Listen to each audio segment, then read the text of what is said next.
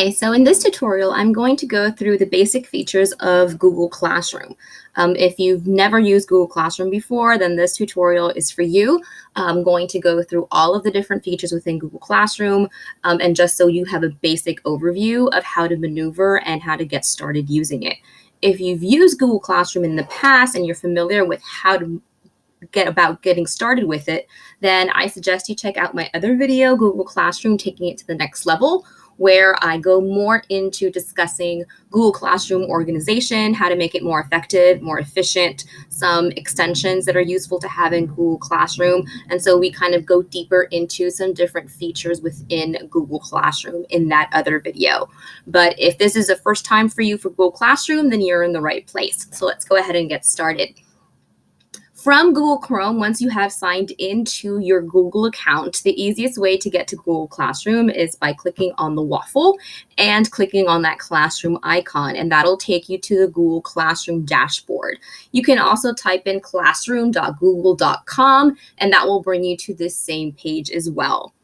Once you arrive to your Google Classroom dashboard, you will automatically see these tiles that will appear once you've either created a class or if you've joined a class and you're actually a student. So you'll see them all in one place. The plus sign here up in the right-hand corner is going to allow you to either join a class, and if you're going to join a class, that means that the teacher would have provided you with some kind of class code, and this is what your students would do. You would give them the class code, and this is what they type in here to be able to join the class, or you're going to create a class if you are the teacher.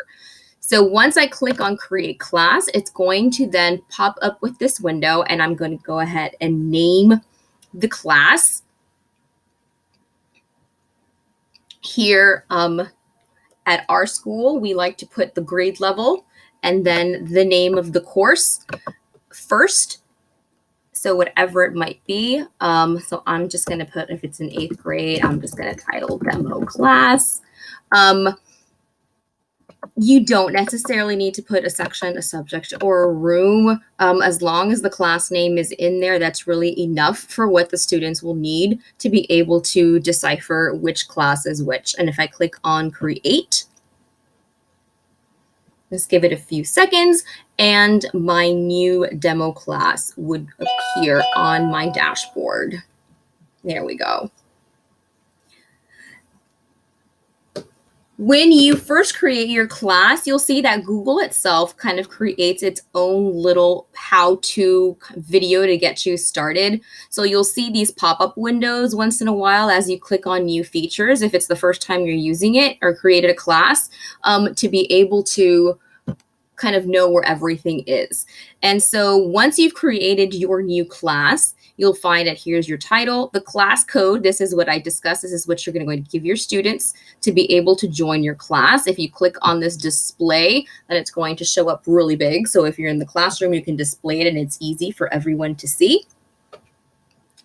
And then below that is your Google Meet link. So part of the updates for Google is that now Google Meet is embedded into Google Classroom. So each of your classes has its own designated link to be able to use Google Meet. So if you wanted to use Google Meet with your students, then they would only have to click on this Meet link, and it's going to then only allow the students in your class to be able to join this meeting. When you first enter Classroom, the first thing that you are going to see is what we call the stream, right? And the stream is where your students will be able to see announcements and any kind of messages that you leave them. It'll also be able to notify them whether something was posted in their Classwork page and they have work to do. You are able to change the background of your classroom header. You can either select from one of the pre-selected themes within Google Classroom, or you can create your own. And if you're interested in that, you can check out my video on creating your own Google Classroom header to find out how to customize those. Before we move into the different tabs, I want to go into the settings icon and talk a little bit more about setting up your classroom. At any time, you can always change the name of your class or add more to your class description. You're also able to change your class code and reset it for any reason if you wanted to reset your class code. And then here's where you can control the way that your stream looks. You can either allow students to post and comment in Google Classroom, only allow them to comment, or only the teachers are able to comment and post. By default, I like to click on students can only comment. That way it does allow them to be able to ask questions if they need to, but the posting then is only left to the teacher. If you were with a class that's a little bit more interactive, where the students have a little bit more charge in what they're doing, then you could consider having them post things onto the classroom setting. But for your traditional kind of normal classes, I would suggest having them only comment. And then classwork on the stream, I actually prefer to hide the notifications. And one of the reasons why I like to hide notifications from the stream is that it forces students to go to the classwork tab. If you leave the notifications on the stream, they primarily only stay within the stream and don't go into the classwork tab. And not going into the classwork tab, they don't really get to see all of the assignments and where they're located, and don't get a good grasp of how to maneuver through Classroom. It also bulks up your stream. So when you are giving announcements and posing messages on there, they kind of get lost in this huge stream of different notifications. So I do prefer to hide the notifications, and that forces the students to go to the classwork tab in order to actually see their assignments. Show deleted items, I like to keep that off. So if I delete anything from Classroom, it's only something that I view. Students don't see that they have something there. And guardian summaries are what parents can sign up for to be able to receive summaries of their child's work within Classroom. So that needs to make sure that you've toggled that on so that they're able to receive work from your particular class. For the Generate Meet link, this is something that you can turn on or off. If you're going to use Google Meet with your students, you can turn it on so they can see the link. If you leave it off, then this is something that they won't see from their Google Classroom until you turn it on. Now, Classroom does have its own gradebook, and I do have a video on just going into the gradebook, so I'm not going to go into the specifics of the gradebook in this tutorial. If you're interested in learning more about the gradebook, then I suggest you take a look at that video. You are able to use the gradebook here in Google Classroom. I do like to use it.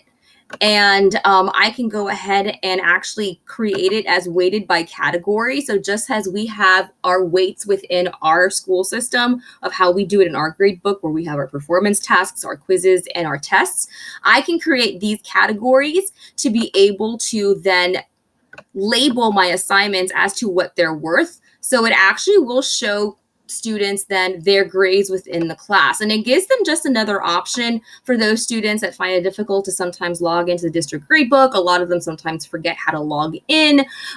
This is just a quick and easy place, since they're in Classroom all the time, for them to be able to have an idea of what their grade is in the class already. So I do like to use the gradebook. I do go ahead and put in the weights for my performance tasks and put all of those in, so that when I create an assignment, it then allows me to choose what kind of grade category it is. And so the students are able to see what their grades are within the classroom. So these are pretty much what you'll find here in class settings. So I'm going to go back to you got to make sure you always remember to actually also click on save before you leave the system, in case you made any changes. So let's go ahead and take a look at the Classwork tab actually. So the Classwork tab is where you're going to actually create all of your assignments. You click on this big black create button, and it'll give you the option of creating an assignment. There is an option for integrating with Kami, and there is a different webinar that I have available to talk more about Kami, but if you're going to create a specific Kami assignment, you can use that. If you are going to create a question where you're just asking the students a question, whether it's multiple choice or open answer within Classroom, or if you want to add class material. Reusing your post, if you made a previous post from another class room that you have, you can reuse posts from other classes. And then your topic. Your topic is very important because this is what is going to then separate all of your assignments within your classwork tab and organize it. So creating topics is very important, whether you want to create a topic as just by chapters, if it's just chapter 1, and all assignments that deal with chapter 1 would then be in this topic. If you do it by modules, if you do it by units, however it is that you want to organize or structure your class. But I definitely stress that organizing and using the topics is really important, because as you go through the year and add more and more assignments, it becomes a lot more difficult for students to find things within Classroom. So one of the most important things that you'll do within your Google Classroom is to organize your class using these topics. At any time, by clicking on these 3 buttons, you are able to rename your topic for any reason, or if you want to delete it. And you are able to then, from here, when I click create and I click on an assignment, once I start creating my assignment, I will have the option of putting it under the correct topic or creating a new one if I haven't. So while we're in the assignment section, let me go ahead and go through the different parts of creating an assignment in Google Classroom. So first of all, you're going to have a title. Now, I stress that you consider creating assignments and numbering them, starting with 001 and then creating whatever the title is.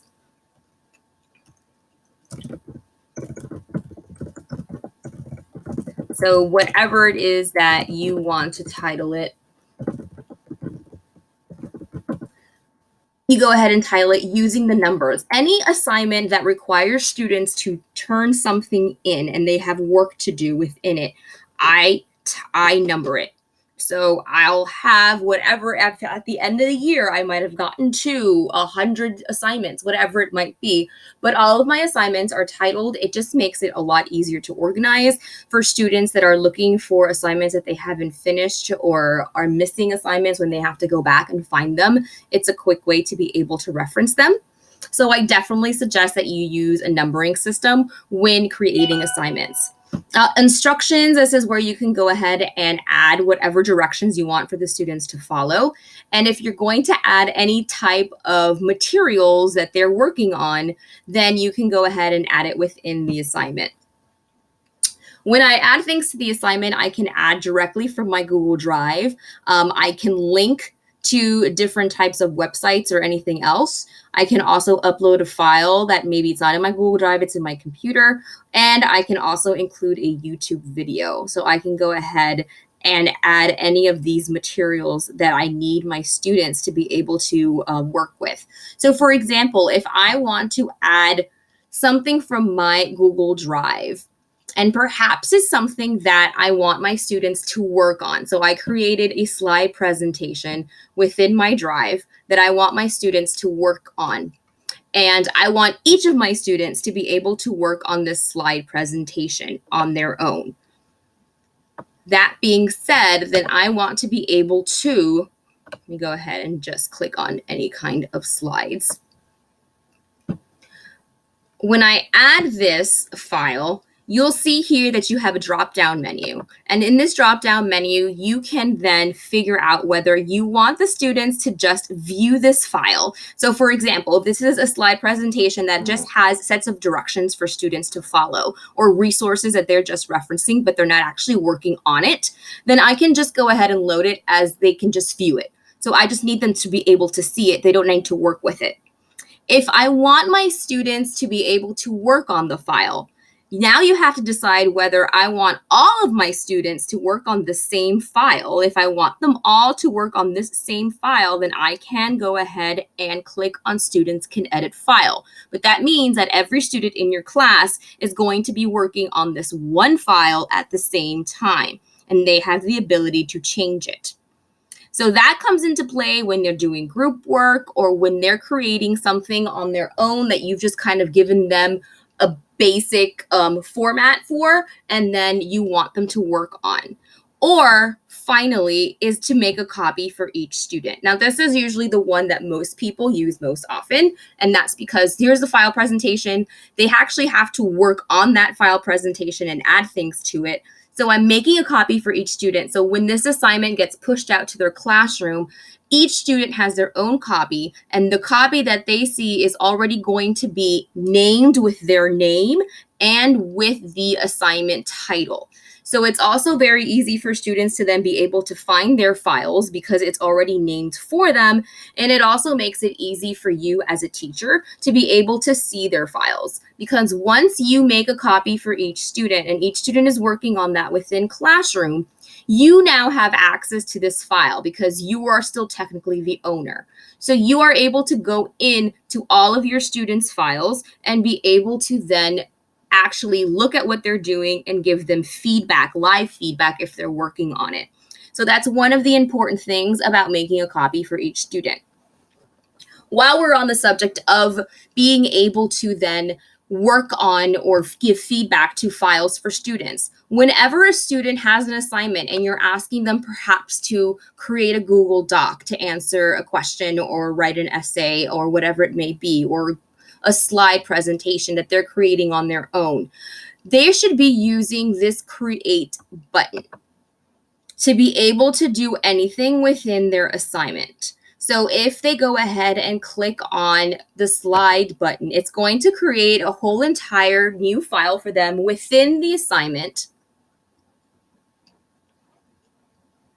And the great thing about that is that once it's created within the assignment, that is also something that they will be able to then, you'll be able to view as well. If they create it within the assignment, that grants you ownership as well, and you're able to go into their work and see what they're doing. If they create the file within the drive and then they go ahead and add it to the assignment at the end, then while they're working, you're not really able to see what they're doing because it's in with their Google Drive. But if you get your students used to the fact and make that as part of your instructions and actually walk them through it and have them do it, that they create the assignments within their assignment itself to use that create button, it makes things a lot easier when it comes to being able to manage your class, as well as being able to give feedback and being able to see where your students are at any point in time. So once you've kind of created your assignment, you've given your instructions, you've added all of the files that you want to add, you can then go ahead and assign it to your classes. If you have more than one class that's receiving the assignment, you can check off whatever classes you want the assignment in. You can also distinguish if you want to assign it to all of your students, or if you want to differentiate and actually assign it to specific students. Right now, there are no students in this class, so you can't see it. However, if I had more than one student, then I can untick this and I'd see the list of all of my students. And I can just select which particular students I would want to assign that to. So it works well to differentiate as well within Google Classroom by being able to select specific students for specific assignments if need be. You can go ahead and put a point system if you're grading this within Google Classroom. It gives you a total number of points that you can add, or if you want to go ahead and select the fact that it's something that's ungraded, it's just something that they're working on and then just submitting so you can give feedback, but there is no grade associated with it. So that is up to you to decide whether or not you want that to be graded or ungraded.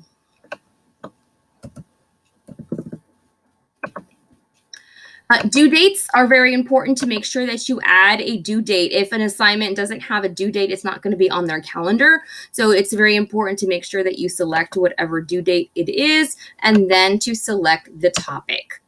Once you have done that, you also have a new feature within Google Classroom, which actually allows you to create a rubric. So if this assignment has a rubric associated with it, you can actually attach that rubric already in your classroom.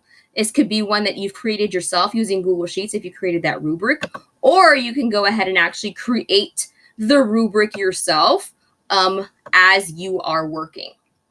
So this is actually a rather new feature within Google Classroom, but this is also really great because it has everything all in there. So once you've completed everything within the assignment, then you have the option of either saving it as a draft. Maybe you're not done putting everything that you wanted. So I can save this as a draft and then I can assign it later. I could schedule it to show up in my classroom. If I don't want it to post right away and actually want to schedule it so it posts like the next day or a specific time, then I can schedule it for a later time, or I can go ahead and click on assign. And that means that it's automatically going to publish into their Google Classroom right away. So once everything loads, and give it a few seconds, so there it is. And so there's my assignment title. So for a student coming in, this is what they're going to see, their topic. This is their first assignment. When they click on it, they'll then be able to view the assignment, and that'll give them all of the directions that they need, as well as whatever materials it has. Within an assignment, you'll notice that there are class comments. Class comments are comments that students can then pose if they have specific questions that they want to ask regarding an assignment or something about class. They'll post it on the class comments, and then you as a teacher can go ahead and respond to that. But that means that this is viewable by everybody within the class. Now, within the specific students, let me go into a classroom that has a student. By toggling on this hot dog here, you are able to see your different classes. So you'll see all of the different classes that you're either teaching, or if you're a student, you'll also see the classes under student. It'll say list the classes that you're a student in. So if I go into, let me go into my test class because I think I have one student in here. So if I go into my class, I'll see here's one of my students. I'll be able to actually view their assignment. And when I view their assignment,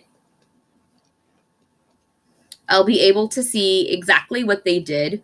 Within here, I can go ahead and put their grade, and I can add a private comment as well. So students have the ability to be able to add either a class comment as well as a private comment. So when they're in their own assignment working, they have also the option of adding a private comment, and then that's only viewable by you. So once I've added my private comment, I can go ahead and score them right here. And from this window, I don't need to go back to my other window. If I toggle these arrows, it'll let me go through my list of students, and I can go through everyone's assignment and be able to look at everything. I can leave comments within the assignment itself. This also has a comment bank. So if I have some specific comments that I'll probably be able to leave to multiple students, I can actually create that within my comment bank. And so whenever I'm leaving comments, I can go to the comment bank and they'll appear here listed, and I can just select them. So this is something that you can build over time and have a comment bank of different comments that you can leave for your students. Once I've graded everything and once I've checked everything, I can then select whether I want to return these assignments to my students or whether I'm going to not return them yet. Once I return assignments to my students, that means that my students are able to see their work again, and they're able to see what they scored. When they turn assignments into class, they lose their ownership of it. So they no longer have access to the assignment unless they unsubmit it.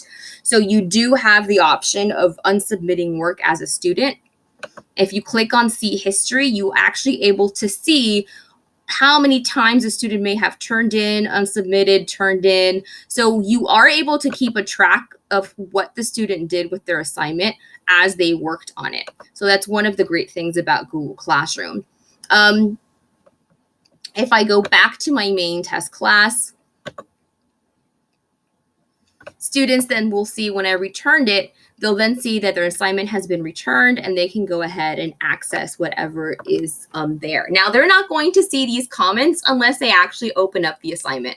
So one suggestion I have is to actually work it into your class to give time for feedback reading. So when you return things, make it part of the class that you returned it. You're taking time out for students to go in, view the assignment that you've returned, look at the feedback, So to kind of get them in the habit of actually looking at the feedback, because if you don't tell them that there's feedback and if they just see a grade, they're just going to look at the grade and they're going to move on. Let's face it. So if we don't work it into the class as part of the process, then they're not going to really get accustomed to it. So one important thing about feedback and important thing about this is to really work it into as part of the class, that you are taking time for this feedback. You are taking time to look at what you've done and what you for them to read what you've left to them, for them to be able to grow from it. So that's really important part of the process itself. One other thing that I want to get through over here, once we were looking at the hot dog before that I mentioned, this is where you can see all of your classes that you're teaching or a student of. If you scroll down to the bottom of it, move this window out of the way, you'll see the settings. And the settings allows you to customize your notifications. So you can receive notifications in your email every time that you receive a comment, if there's private comments. So I can toggle these on or off to what kind of notifications I want to receive. I can also customize each of my classes. So I can receive notifications for some of my classes, or depending on what the class is, I can toggle on or off what classes I want to receive notifications from. And I can also toggle on or off what types of notifications I want to receive. So for example, if a student, every time that a comment is made or a private comment is made, I want to keep that on. Do I want to know every time a student resubmitted work? I can keep that in. Or if late submission. So it's really up to you to figure out what kind of notifications you want to receive. And you can also decide what class you want to receive notifications for. So that's in the main settings bar here in the side hot dog. Your classes, when I click on classes, that'll take me back to my main dashboard where we were at the beginning. And then finally, I have my to-do list, which will then actually show me things that I need to work on, if it's things that I need to grade, and it gives me an overview of what things I need to grade and need to work on still. So let me head back to my demo class already. So back to the Classwork tab, we created topics. We talked about creating an assignment. Creating a question allows you then to ask a question into Google Classroom. This could either be a short answer or a multiple choice question. So maybe if you decide to do some kind of quick little, whether it's a do now when they first walk in or an exit ticket, it can be something like a question. You'll notice that as you create topics, it's going to populate here along the left. And as you create more topics, it's going to be here. Students can then actually look here and click on the topic, and it'll take them specifically in the stream where that's located. So this is really, that's why it's another reason why it's really important to use topics, because they're able then to quickly find the topic that they're looking for, click on it, and it'll take them within the stream. At any time, as my stream builds and it gets longer, I can move assignments just by dragging and dropping. So if I want to change the order of the assignments that are within my topic, I can just drag and drop, just like I can change topics completely and drag and drop them as well into different orders. Let's take a look at the People tab really quickly. I can add co-teachers to my classroom. So if I want to invite teachers, I can just do that and click on it. And just by typing in their email, we'll let them invite them. And then this is where you'll be able to see your students populate. And as your students populate within your Google Classroom, you will then be able to control as well if for any reason students are abusing their ability to comment.